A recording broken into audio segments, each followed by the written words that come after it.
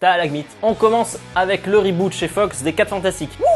Le reboot sera conduit par Josh Trank, le réalisateur de Chronicle, et le film essaierait de se rapprocher d'Alien au niveau de l'ambiance. Bon, après je vois pas tellement comment les 4 Fantastiques ça peut se rapprocher d'Alien, surtout que bon, le dernier film qui avait revendiqué ça c'était Prometheus. Blah. Niveau casting, quelques pistes ont été annoncées. Allison Williams de la série Girls dans le rôle de la femme invisible. Je ne sais absolument pas qui c'est, ni si Girls c'est bien. Et pour la torche humaine, on parle beaucoup de Michael B. Jordan, qui était déjà dans Chronicle. Bon, par contre, la petite controverse que ça soulève, c'est que Jordan est noir. Oh mon dieu, un noir pour interpréter un blanc. L'autre problème que ça soulève, c'est qu'au niveau scénario, la femme invisible, c'est censé être la sœur de la torche humaine. Bon, parce que je précise qu'Alison Williams est blanche, évidemment. Donc soit les deux personnages ne seront plus frères et sœurs, soit on va dépigmenter Jordan. Ouais, non, ça semble en fait très con comme théorie. Et si vous êtes fan de super-héros et que vous aimeriez en voir dans la vie réelle, à Seattle, un lutteur MMA, Mixed Martial Arts, rien à voir avec la compagnie d'assurance, est devenu un super-héros. Au départ simplement équipé d'un masque de ski, son but serait de prévenir les agressions et les vols. Il est connu sous le nom de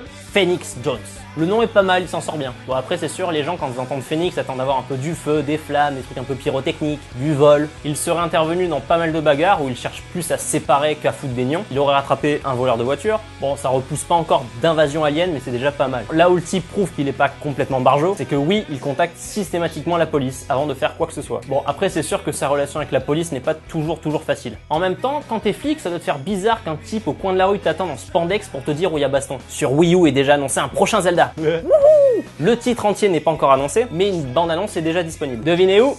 Ah oui.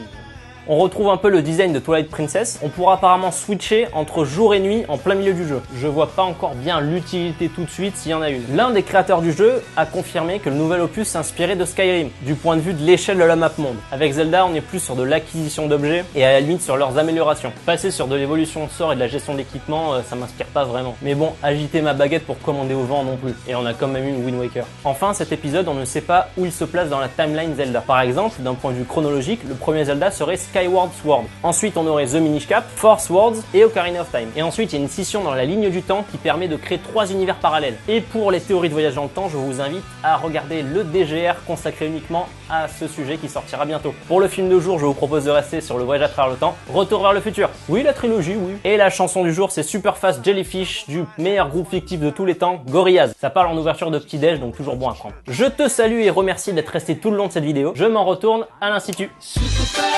Super fast, I do my best to